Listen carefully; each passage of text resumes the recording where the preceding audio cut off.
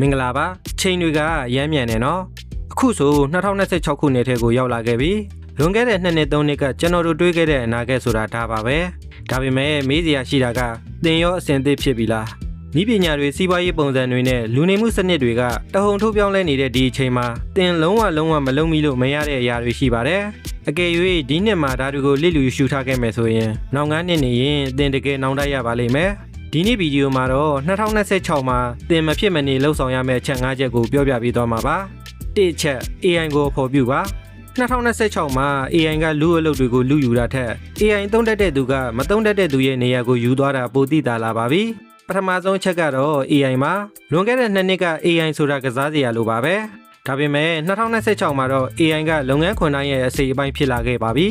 AI ကိုအသုံးမချတတ်သေးဘူးဆိုရင်သင်ဟာခေတ်နောက်ကျကြံခဲ့ပါပြီ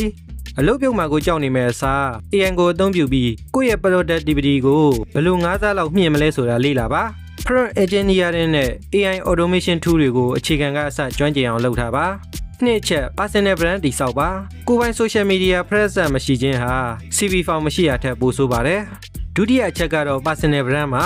အခုခေတ်မှာလူတွေကကုမ္ပဏီထက်လူတစ်ဦးတစ်ယောက်ချင်းစီရဲ့စကားကိုပိုးယုံကြပါတယ်သင်ကအင်ဂျင်နီယာပဲဖြစ်ဖြစ်ဈေးတယ်ပဲဖြစ်ဖြစ်ကျောင်းသားပဲဖြစ်ဖြစ် social media ပေါ်မှာကိုပါတက်လေကိုကဘယ်လိုလူလဲဆိုတာကိုပြသနေဖို့လိုပါတယ်ဒါမှသာအခွင့်အရေးတွေကတင့်စီရဲ့လိုရောက်လာမှာပါ2026မှာအလုပ်ခေါ်ယူမှုတွေရဲ့80%ကျော်ဟာ digital networking ကနေတဆင့်ဖြစ်လာပါတယ်3ချက်ငွေကြေးစီမံခန့်ခွဲမှုပုံစံအသစ်ငွေစုယုံနဲ့မလုံလောက်တော့တဲ့ခေတ်တတိယချက်ကတော့ငွေကြေးဆိုင်ရာနောင်တပါကမ္ဘာစီးပွားရေးကမတည်ငြိမ်ပါဘူးငွေကြေးဖောင်းပွားမှုကမြင့်တက်နေတယ်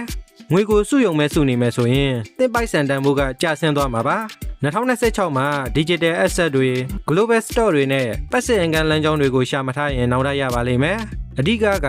ဝင်ငွေလမ်းကြောင်းတစ်ခုတည်းပေါ်မှာမရက်တည်ပါနဲ့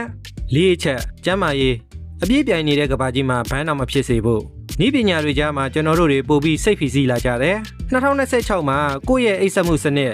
အစားအသောက်နဲ့စိတ်ဖိစီးမှုထိန်းချုပ်တာတွေကိုစနစ်တကျမလုပ်ဘူးဆိုရင်ရေရှည်မှာဘာအောင်မြင်မှုမှခံစားနိုင်မှာမဟုတ်ပါဘူး Digital Detox လုပ်ဖို့လည်းမမေ့ပါနဲ့အချက်က